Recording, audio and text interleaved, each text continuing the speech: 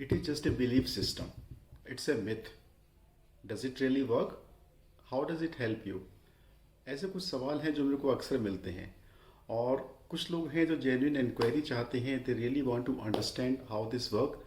लेकिन कुछ लोग हैं those who have foregone conclusion कि ये सब बकवास है। इनफैक्ट मेरे एक दोस्त ने तो यहाँ तक कह दिया था कि राजीव, ये सब वीक माइंडसेट के लोगों को बेवकूफ़ बनाने वाली चीज़ें हैं। तो एग्जैक्टली न्यूमरोलॉजी है क्या?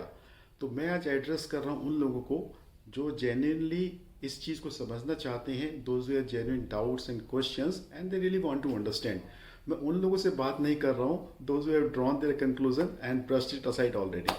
हाय फ्रेंड्स, मैं Rajiv Arya, numerologist, graphologist, wrist voice therapist, और मैं आपसे आज बात करूँगा कि न्यूमरोलॉजी क्या है। अब बहुत सारे लोगों ने मुझसे रिक्वेस्ट किया है कि इसके पीछे का लॉजिक क्या है, साइंस क्या है, क्या ये वाकई साइंस है। उसके बारे में मैं एक डिटेल वीडियो आपसे बाद में बनाऊंगा। मैंने अभी लिंक्डइन पे कुछ आर्टिकल्स पब्लिश किए थे, 3-4 छोटे छोटे आर्टिकल्स हैं। आप उनका डिस्क्रिप्शन मैं यहाँ पे नीचे दे रहा हूँ, उनका लिंक मैं डिस्क्रिप्शन में दे रहा हूँ। आप उनको देख के थोड़ा बहुत समझ सकते हैं। डिटेल में मैं बाद में बात करूँगा, लेकिन आज मैं आपको सिर्फ 2 इंस्टेंसेस बता रहा हूँ, 2-3 इंस्टेंसेस बता रहा हूँ, जिससे आपको आइडिया लगेगा कि ये क्या चीज़ है। अभी करीब 4 महीने पहले मेरे को लिंक्डइन पे एक फ्रेंड रिक्वेस्ट आई। मैंने उसका प्रोफाइल चेक किया। He was an advocate, he was settled in the same city Chandigarh जहाँ पर मैं हूँ, and I found that he is from the same college Saint Stephen Delhi university, जहाँ से मैंने भी पास आउट किया था। So I accepted the friend request, we connected and we got into talking, and then while talking he explain to me कि वो दिल्ली में था और फिर चंडीगढ़ में शिफ्ट होकर अभी प्रैक्टिस कर रहा है अपनी लॉ की इन चंडीगढ़ हाई कोर्ट, और he is connecting with all the old Stephanians in Chandigarh tri city.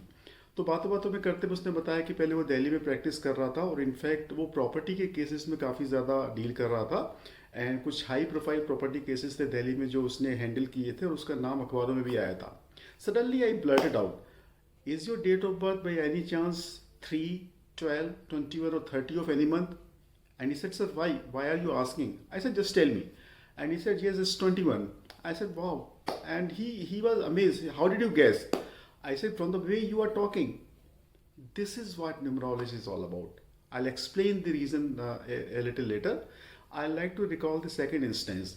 मैंने अभी कुछ दिनों पहले अपना एक नया बिजनेस अकाउंट खुलवाया था, because I wanted the account number as per numerology, the exact digits that I wanted, and that was available only in the current account.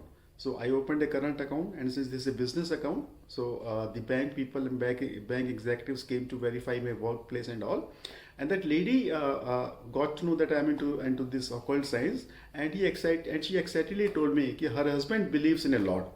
In fact, her husband is an engineer in Siemens, and she said वो astrology को काफ़ी follow करते हैं और astrology में काफ़ी विश्वास करते हैं। And then she kept on talking about her husband, and I asked, by any chance is your husband born on 2nd or 7 of the month? So she asked me, what is it as? What is 7 or 2nd? I said, on a day which totals to 7 or 11, like 2nd of the month or 7th of the month or 11 or 16 or 2 or 25 of this month. She said, my husband is born on 11th of July. Both 1 plus 1, 11, 2 number, and 7 month, and both are coming. And she asked me, how did you guess? I said, it's not a guess. It's the way you are describing your husband. तो आपके husband के characteristics जो है वो बिल्कुल इन numbers को follow करती है। Are you getting the pattern कि मैंने अपने उस एडवोकेट फ्रेंड का डेट ऑफ बर्थ कैसे गेस किया? तो फ्रेंड्स, ये न्यूमरोलॉजी है। हर नंबर का एक एसोसिएटेड प्लैनेट्स है, उसकी एक एसोसिएटेड प्रॉपर्टीज़ हैं, करेक्टरिस्टिक्स हैं, बिहेवियर है, इंक्लिनेशंस हैं, चॉइसेस हैं। और जब हम न्यूमरोलॉजी को डीप में प्रैक्टिस करते हैं तो काफ़ी हद तक हम बंदे की बातें सुन के उसका व्यवहार का, उसका इंक्लिनेशंस का, उसकी चॉइसेस का पता करके बता सकते हैं कि ओके, वो इस पैटर्न में फॉलो कर रहा है तो उसका डेट ऑफ बर्थ ये हो सकता है।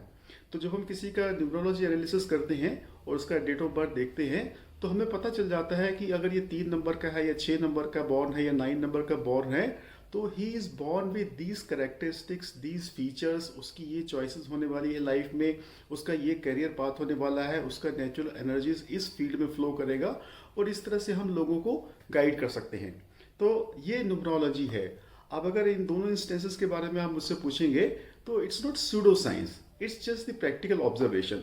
और एक फैक्ट मैं आपसे और शेयर करना चाहूँगा, Cheiro, he is known as the hero of modern numerology.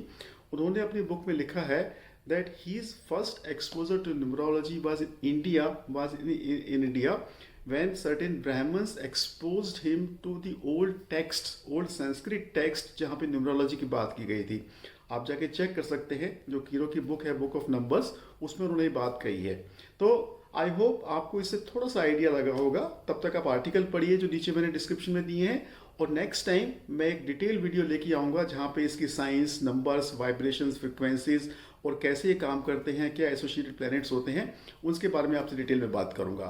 और हाँ, तब तक चैनल को सब्सक्राइब करना और लाइक करना मत भूलिएगा, और बेल आइकन ज़रूर प्रेस कीजिए। See you next time, bye bye.